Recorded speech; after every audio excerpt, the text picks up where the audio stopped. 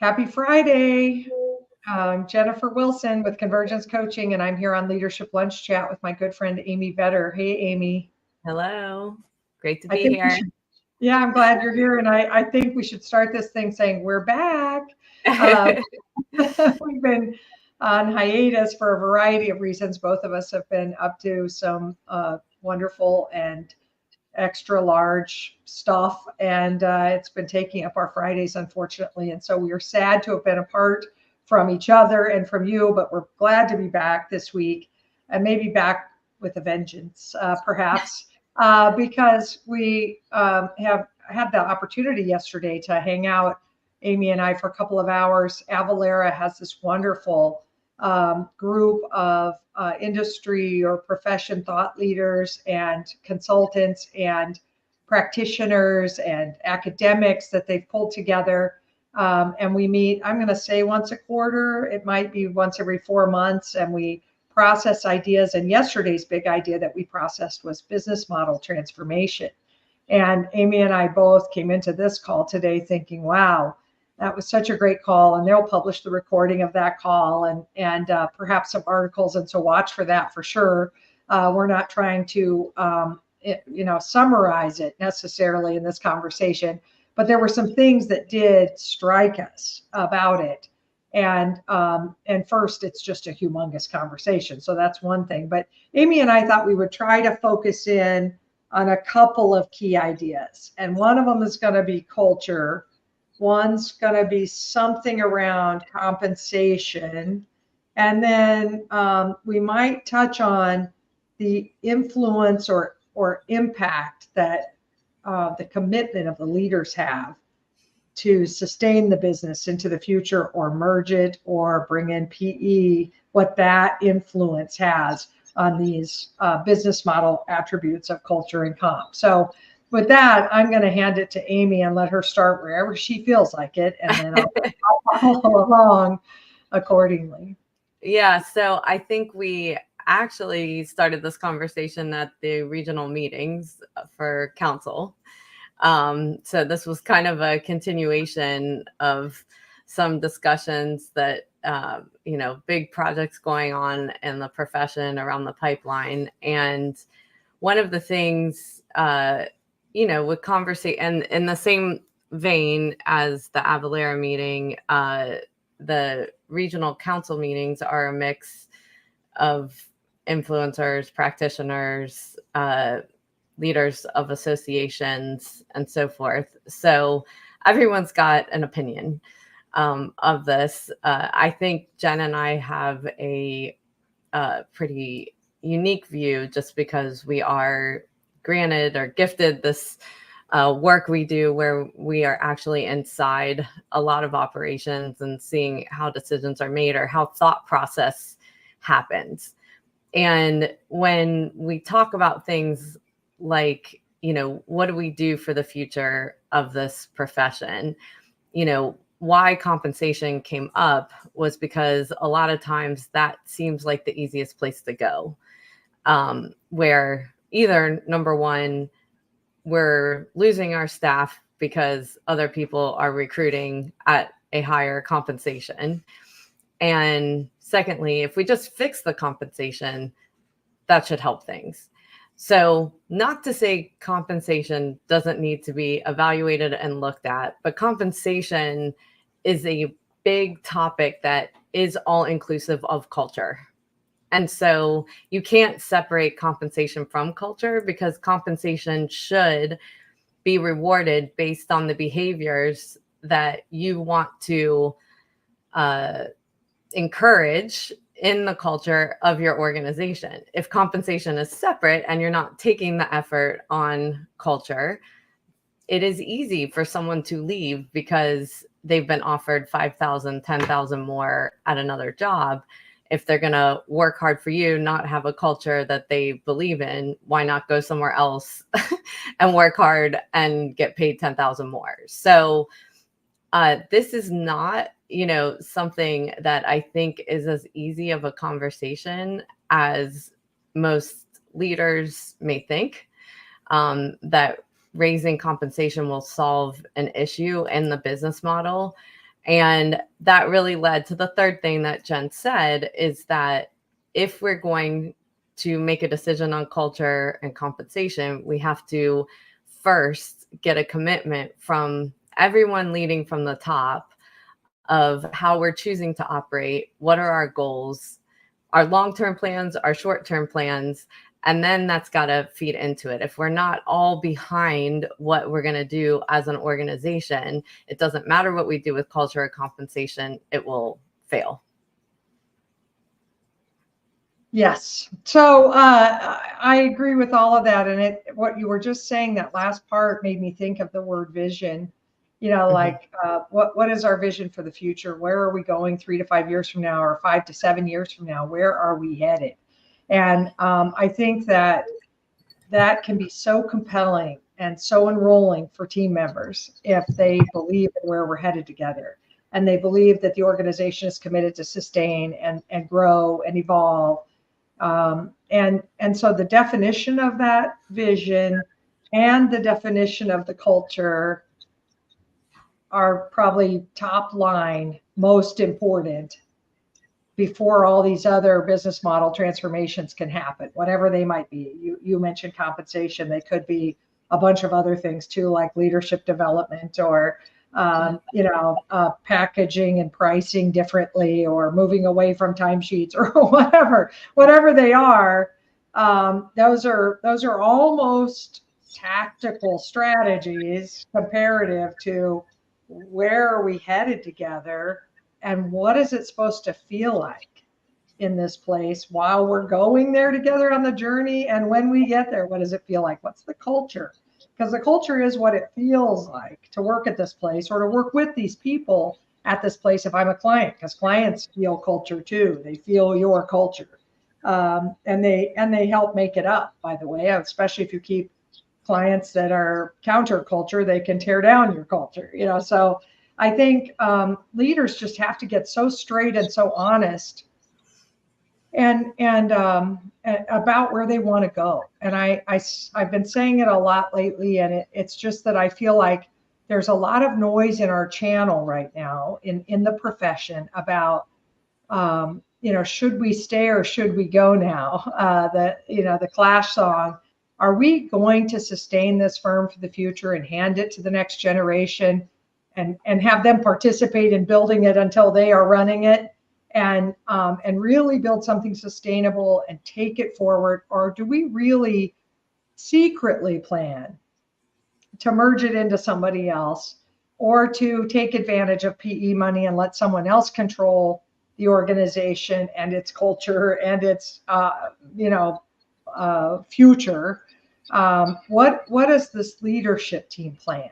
And I'm personally, trying to gauge that with every firm that contacts us for help, because I can't tell if what they're trying to do is sort of put a Band-Aid on something until they decide to transact, or if they are committed to really dig in and invest and shift and grow and develop the organization in the ways that the next generation client and the next generation talent most want to see it happen. And I think that's a crux question. It's like a linchpin. You got to say, is this a fulcrum kind of question? Are we, are we staying or are we going? And if we're staying, then there's a whole bunch of things we have to do to be sustainable. If we're going, we're going to sort of pay lip service until we do that, I guess. And that's what I'm concerned about might be happening and creating some lack of inertia in firms. Mm-hmm. And if we're going, there's still a lot of decisions that have to be made of benchmarks that either acquirer or a person you merge with would need to meet for that to be the right fit. Like and again, not just money, but also how are your people going to be taken care of? People that have invested a lot of time in that firm based on promises of what their future was going to be, right? And also coming back to culture, what are the important areas of your culture that you would want to make sure that in any new situation that would match? And I think so often we look at all these other business metrics, but we're not actually looking at, will these cultures actually merge together? And do we actually view the world the same? And so it can fail as soon after, that these mergers or acquisitions happen for whatever the purpose of it, whether it's a staff grab, whether it's just, to get bigger, larger revenue in the firm. But it's really important, because if that piece fails, it causes so much confusion and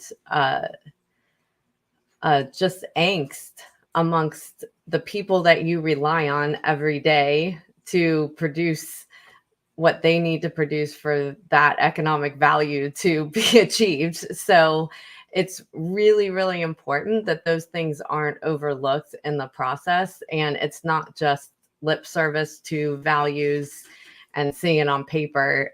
It's actually going in, feeling it, researching it, talking to people, even if you have to have independent people to come in to give you that assessment of how well that match is, so that you are taking care of the people that you may or may not be leaving behind.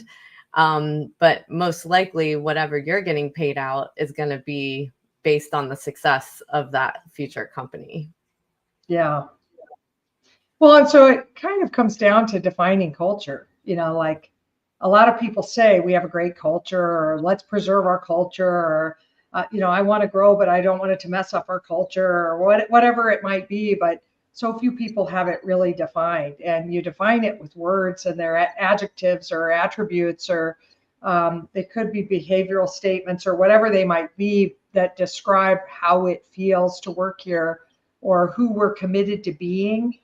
Might be another way to think about it. Who are we committed to being? And I was thinking about, a very common one. Our friend Dan Hood said it yesterday. It's a super common one to hear in accounting. Is like, we have a really, we're a family, or we have a family feel, or we care about our people like family, or what, our people and clients like family. So that's I would call that a cultural statement or describer, right? So I'm not knocking it or loving it, but I am saying that is in fact a way to describe it. And I was thinking about other ways to describe culture, like high performance culture.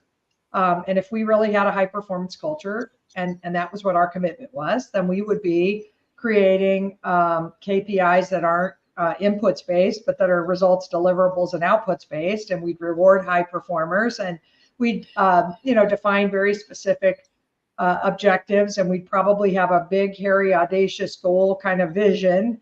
And we would teach people performance feedback, and we would teach leadership and management skills, and probably have HR career advisors in the departments to provide feedback and help people develop and grow and learn. And that's how you get high performance. If that's what you want, then that's what you're focused on. If we're a loving culture, or if we're going to be a joyful culture, or we're going to be a fun culture, or we're going to be a technical culture, a specialist culture, or like, what is it? And maybe it's multiple of those words. I'm not trying to force you into a single word cultural definition, but the fewer words, the better. And then you start building the rest of your strategy around that, to preserve it, to support it, to sustain it, and to develop it, because sometimes our cultural statements are aspirational. They're not fully there yet. So what else do we have to change to get there? I think it maybe starts with that, either way, because then you can say, now what's our vision? Is it 3 to 5 years from now, we're going to remain independent? Or is it 3 to 5 years from now, we're going to hope to have transacted in some way to change the ownership structure and change the control structure of the entity? And that, as you just pointed out, requires that we work hard for a cultural match with whoever it is that we're going to marry into. And if we're going to remain independent, it's super critical to have that culture supported, and all of our transformation strategies in an effort to make sure we're being who we're committed to being, who we said we were going to be. Yeah. And I, think through a lot of these conversations that have been had the last few months on this topic, that too many times, because we're accountants, we're black and white, we're numbers driven, we think there's like an easy button to this. And the easy button being money.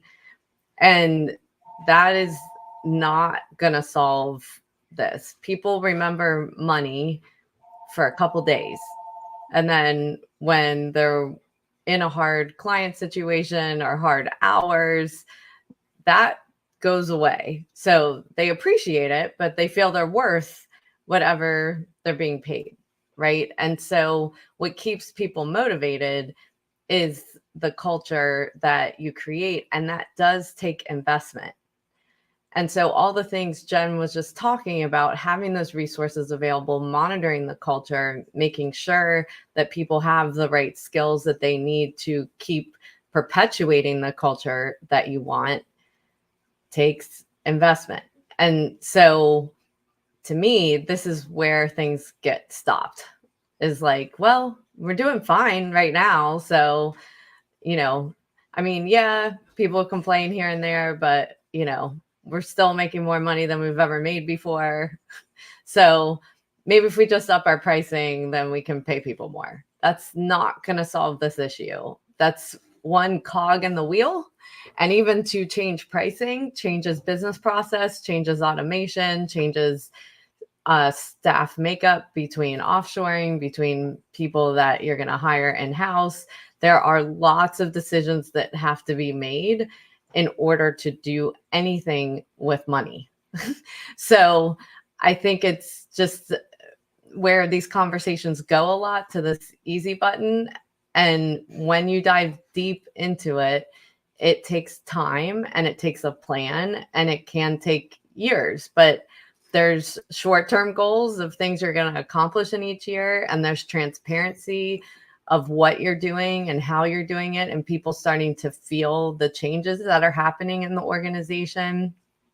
And that forward momentum changes people's perception of the organizations they're working in. And one thing that I think is really important, and we've talked about it during this before, but over and over, whenever this conversation happens, it's so negative. And there are many, many firms doing the work, that are examples out there doing the work. And so please look to those examples and not think that no one's doing it and that, this is a wholesale issue. Those people need to be held up as examples of the work that's had to go into it, the investment that's had to go into it, the heart that's had to go into it, and the heart for this profession, and knowing that we're in the right place and that we can perpetuate into the future and be there, whether it's the pipeline or people that are experienced into the future, and to not think that this is all doom and gloom and it's going away. Well, and when you're saying that, what I'm thinking is be entrepreneurial. The entrepreneurial spirit calls us to believe that we can cause things to happen, not that things are happening to us. Yes, the market's always going to happen to us, and it's always out there correcting and causing behavior. But we can create a vision and a strategy. And like you said, through diligence and persistence and chunking it off a little at a time, and involving our next gen.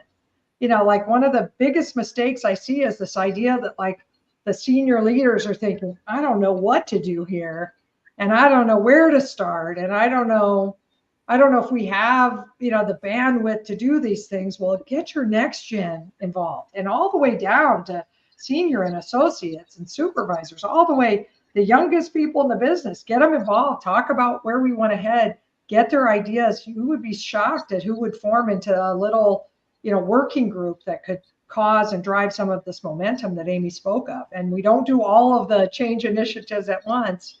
And you know, there are funding structures other than selling my firm or bringing PE. And if we need to look at restructuring and taking on debt or doing a phantom stock program or looking at ESOP, or if there are other models that need to be considered here that would help to fund this sustainable investment. But it isn't all done at once. But you're right, momentum builds.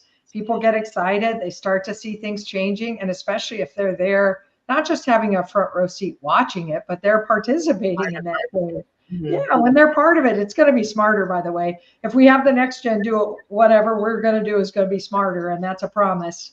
And more efficient, smarter, more enabled, technologically probably. But boy, it can be done. And like Amy said, we have examples. So don't A, think it isn't being done and that you're just alone in having to do it.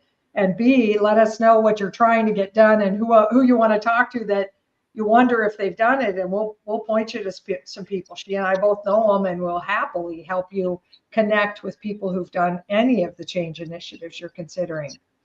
But it really starts with culture. And so maybe part of all of our cultures needs to be this, you know, commitment to positivity, a commitment to hope, a commitment to really be entrepreneurial, make it happen, not wait for it to happen. Exactly. Well, I think that's it. I think we've wrapped it. And although we could, you know, continue this dialogue, and we welcome your input to it in social or to reach out to us directly. We'd love to hear anything else that you'd like us to be exploring on Leadership Lunch Chat. And I think we're on hiatus next week, but then we're here the week after. So sorry, we have to take another small break in our own momentum, but then we'll be back the following Friday to hang out with you. So thanks everybody for being here today. Super grateful to see you. And thank you, Amy. Thank you, Jen.